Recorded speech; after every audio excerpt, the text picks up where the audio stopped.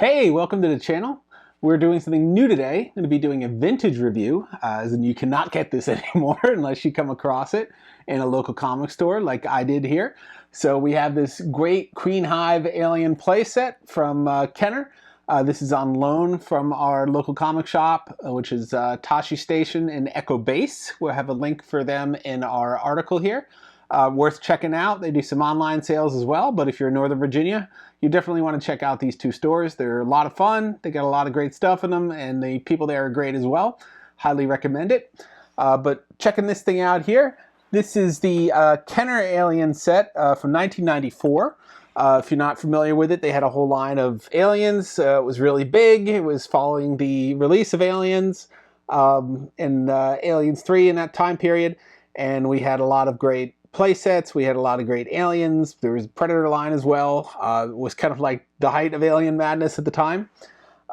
Really kind of unique. There has not been another Queen Hive playset, as I recall, since then. Not at least in this level of detail and functionality.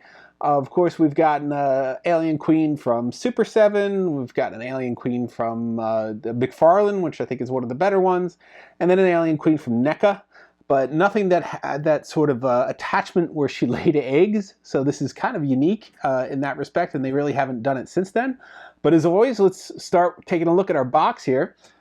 You can see I love Kenner because they did a lot of great artwork on their boxes. So, I mean, just on the front there, this is not a shot of the product. This is completely drawn out image of the playset.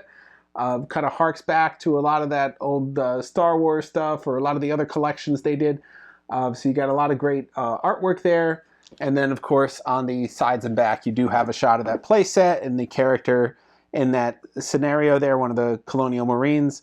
A lot of things get sort of, you never really saw ooze get laying on anyone in the film, but you did see a lot of people encapsulated in ooze in the walls and such.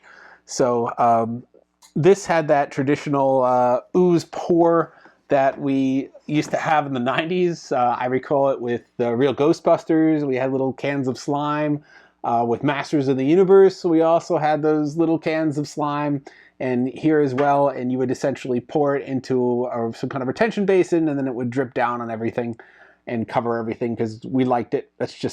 That was toys in the 90s. Everything had ooze in it. Some of them had little surprises in the ooze, like the Ghostbusters ones had little ghosts. This one did not come with any ghosts, but you did get your little ooze there, so that was kind of cool. So why don't we get inside this guy here and check out this awesome playset.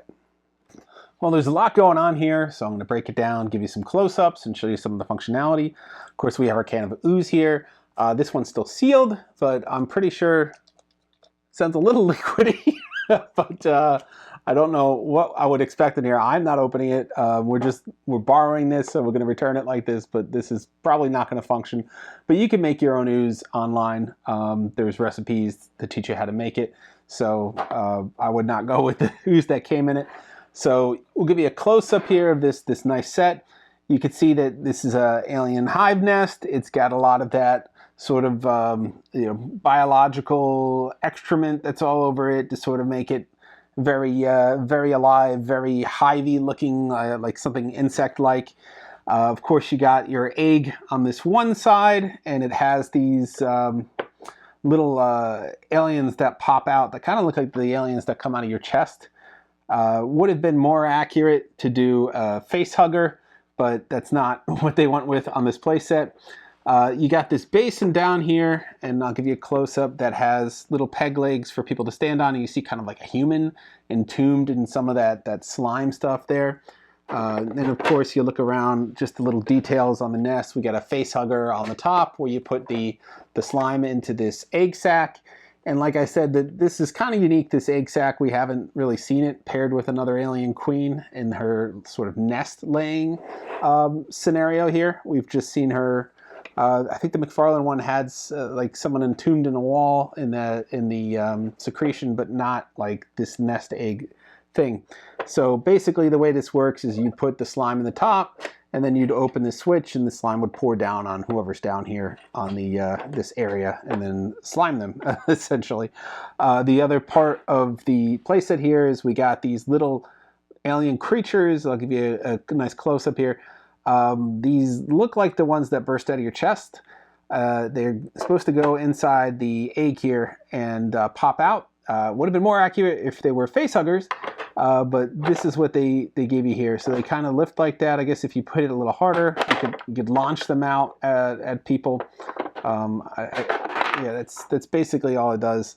But yeah, these kind of look like the aliens that would grow out of your chest and not the aliens that would necessarily be face huggers. So that is basically the play set here. This pivots a little bit, so to give you a little bit of movement on it. But it's meant to look like and simulate the egg laying sac that the queen was attached to when Ripley first came into that room.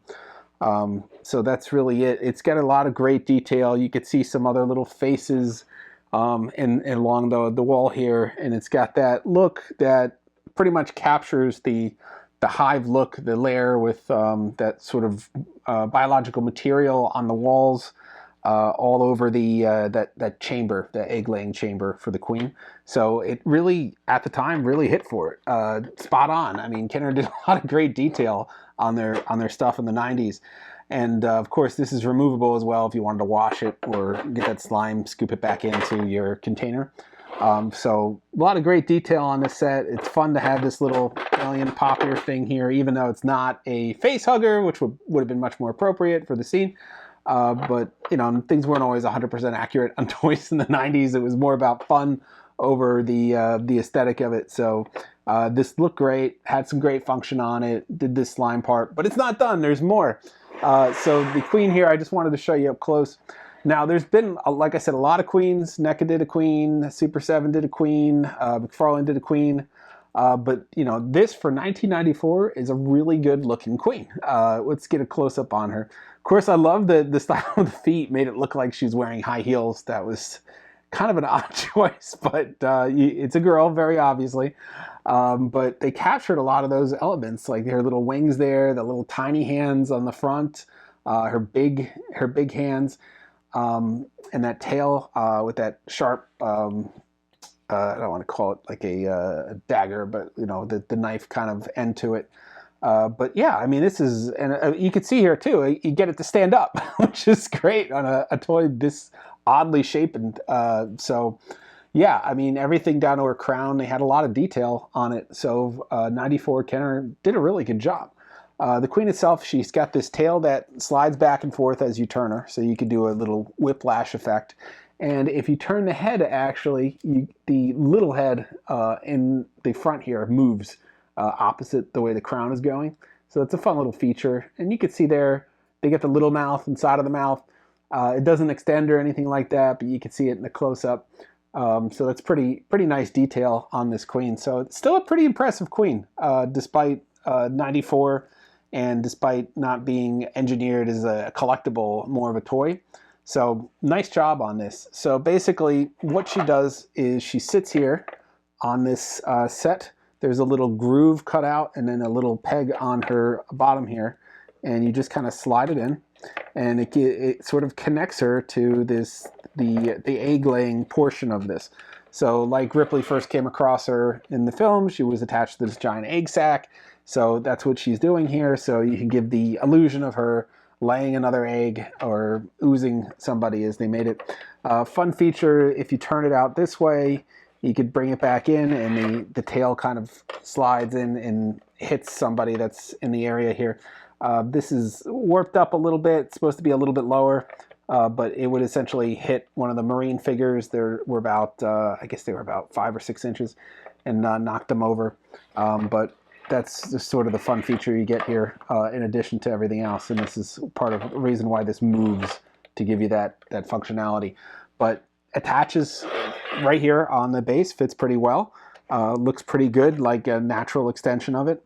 You could also just as easily flip the tail the other way for the aesthetic look that she's completely attached to this egg sac, and then you don't see the tail.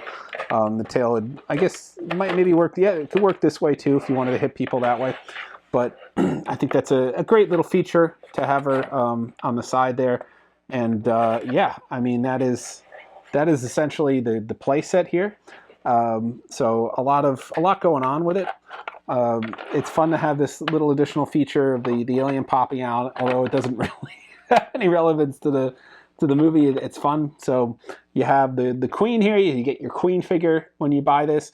You have the egg laying ability with slime for the 90s, a little extra fun feature. You have another dimension here to the playset with these, and you get a couple other ones in case you lose them. And then you have a little basin for the characters here. So a lot going on with this, a lot of detail, surprising for 1994. So it's a really great set. Like I said, you can't get this anymore. Obviously, it's discontinued. Kenner is not doing this line. They don't really exist anymore. They're purchased by Hasbro. Hasbro does these things. It does these things now. They don't have the Alien license, so they don't produce these. But great figure, larger than most characters even today. We could do our Red Hulk test and see how she stands up basically to Red Hulk. So why don't I give a second here and I'll get Red Hulk and we'll bring him in. So our Red Hulk test, we'll see how she stacks up to Red Hulk. Almost there, just a little bit shorter. Red Hulk is still pretty tall, towering over everything. The only thing taller than him is this egg sack here. So as always, he's still winning on all figures, vintage and modern so far. We'll find something for to crush Red Hulk, but still standing tall. But yeah, this is essentially the set. Like I said, a lot of great things going on with it. Can't get it anymore, but it's still available in that secondary market. You see it around 200, 250. I mean, a set in this condition, probably more.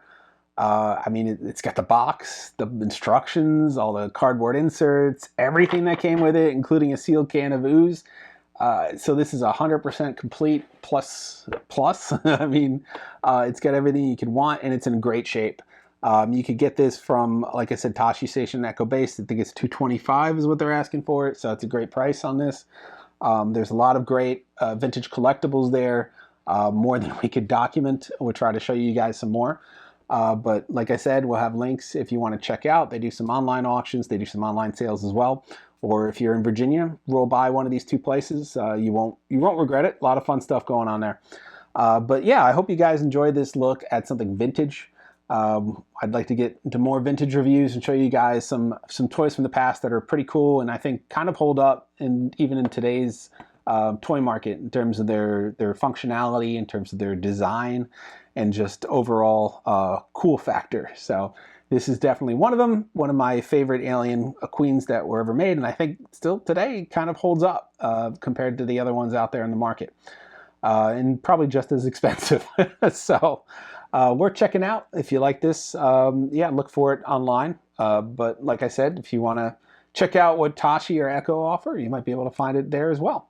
So I hope you guys enjoyed this. We got more coming up, some more special features. So as always, like, subscribe, and follow. And we'll see you guys next time.